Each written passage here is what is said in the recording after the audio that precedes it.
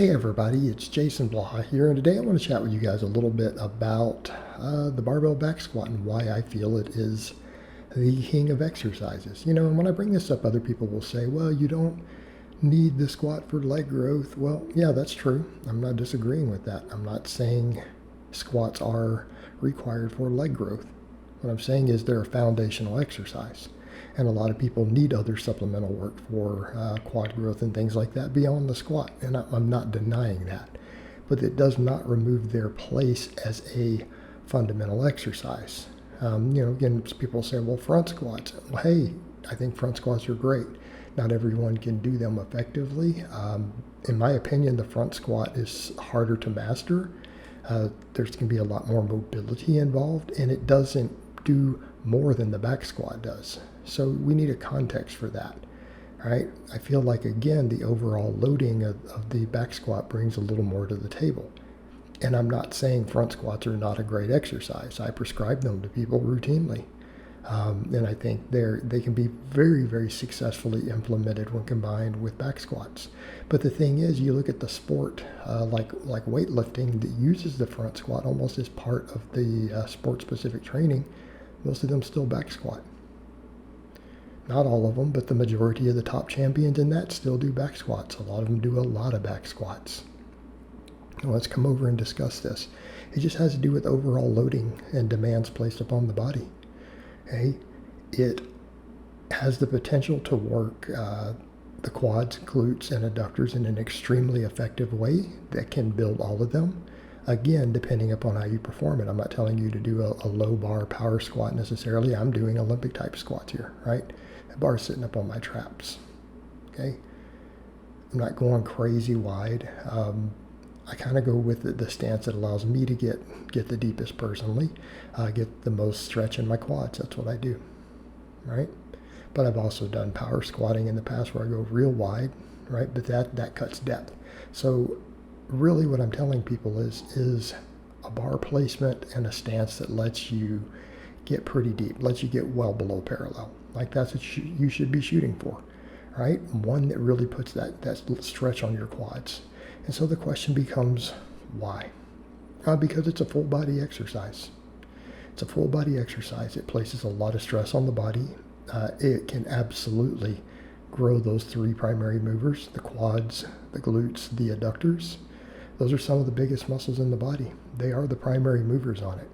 And anyone who tells you can't build quads with a squat, they don't know how to teach the squat for your body type. Now, is it better for that for some body types more than others? Yes, but you can still build the quads with other body types. Okay. But when you look at what it brings to the table for just full body loading, what it brings to the table for athletic performance, learning to use the body as one unit, okay, it's a tremendous exercise. The sports-specific carryover for squats and squat variations has been repeatedly found in study after study after study. Almost all of your top sprinters do squats. Studies have shown they carry over to squat performance. In fact, most of your high-level sprinters out there have squats that by powerlifting standards would be considered advanced or elite for their body weights. Okay? It's a phenomenal exercise. It brings a lot to the table in terms of efficiency, in terms of adding conditioning to your training, in terms of being a great hypertrophy movement for all those primary movers. And I want to be clear here, it's not just about the quads. Right? Properly performed, it will absolutely build glutes.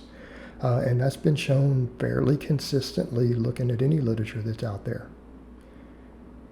I have as of yet to ever see any decently done study that showed any other exercise beat a full squat for glute hypertrophy, not for activation, not EMGs, right? We see that in the real world. We've seen it in the limited studies that we have. Keep in mind, exercise science studies are not that good, and so oftentimes people will berate them, and I do agree they are often poorly done, and we can't take them as the be-all, end-all.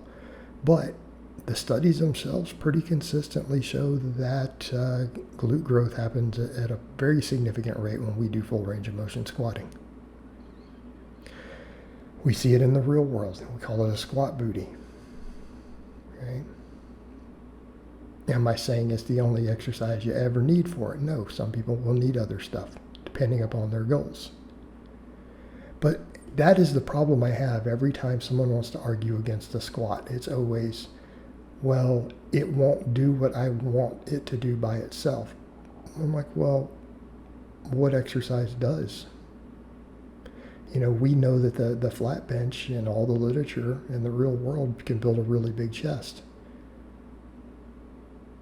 None of us are suggesting the bench press is the only thing you do for your chest.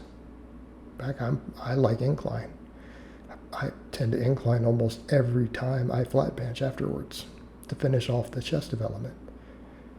Okay? No one's suggesting that. So when you say something like, well, you know, squats alone haven't given me the glutes that I wanted, but they contribute. Yeah, so you might need a second exercise. You might even need an extra quad exercise. But that's true of any exercise we do. Almost none of us out here, for anyone other than novice lifters, are saying one exercise is all you need. But when you look at the exercise economy of what we get out of a squat, it brings so much to the table in terms of just the ability to work the body. Right? The core benefits.